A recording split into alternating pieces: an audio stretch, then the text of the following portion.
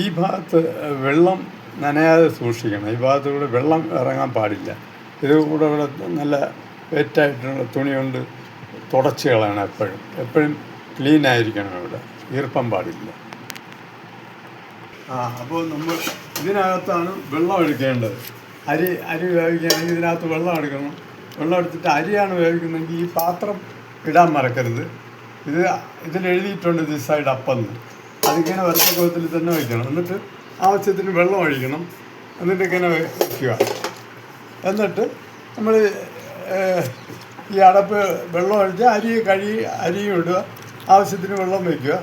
എന്നിട്ട് ഇത് കഴിഞ്ഞിട്ട് നമ്മൾ സ്വിച്ച് ഓൺ ചെയ്ത് പ്ലഗിൽ കുത്തുക. പ്ലഗ് ഇങ്ങനെ കുത്തിയിട്ട് സ്വിച്ച് ഓൺ ചെയ്താൽ മതി. വെള്ളം തിളച്ച് തുടങ്ങും. പിന്നെ നമുക്ക് ഇതിപ്പോൾ വേറൊരു പ്രശ്നം പ്രാധാന്യമുള്ളത്, നമുക്ക് ഷോക്കൊന്നും അടിക്കില്ല. ഇങ്ങനെ തുറന്ന് നോക്കാം. അരി വെന്തോ എന്തില്ലേ തുറന്ന് നോക്കാം. വീണ്ടും അടച്ചങ്ങ് വെച്ചാൽ മതി. അരിന് വെന്തോളും. വെള്ളം കുറഞ്ഞു വേണമെങ്കിൽ ആവശ്യത്തിന് വെള്ളം ഒഴിച്ചു കൊടുക്കാൻ പറ്റും.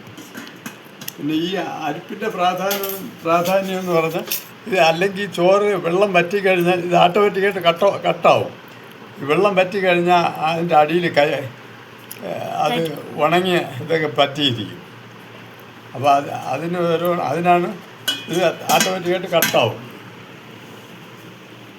പിന്നെ നമുക്ക് ആവിയിൽ എന്തെങ്കിലും പുഴുങ്ങണമെങ്കിൽ ഇതിലാവശ്യത്തിന് ഇതിനകത്ത് വെള്ളം ഒഴിക്കുക. വെള്ളം ഒഴിച്ചിട്ട് ഇതിൻ്റെ മുകളിൽ ഇങ്ങനെ വെച്ചാൽ ആവിയിൽ പുഴുങ്ങേണ്ട എന്ത് സാധനവും ഇതിൻ്റെ മുകളിൽ വെച്ച് പുഴുങ്ങാവുന്നതാണ്. അപ്പോൾ ഈ പുട്ട് പോലെയുള്ള പൗഡർ പോലെയുള്ള സാധനം ഇടുകയാണെങ്കിൽ അടിയിലൊരു വാഴയില ഇടുന്നത് നല്ലതായിരിക്കും. അല്ലെങ്കിൽ ഈ പുട്ടൊക്കെ അടിയിൽ ചെന്ന് വീഴും. അടിയിൽ അതിൻ്റെ വേസ്റ്റെല്ലാം കിടക്കും. അപ്പോൾ ഇത്രയേ ഉള്ളൂ ഇതിൻ്റെ. എന്നിട്ട് ഈ അടപ്പ് വെച്ച് അടയ്ക്കുക.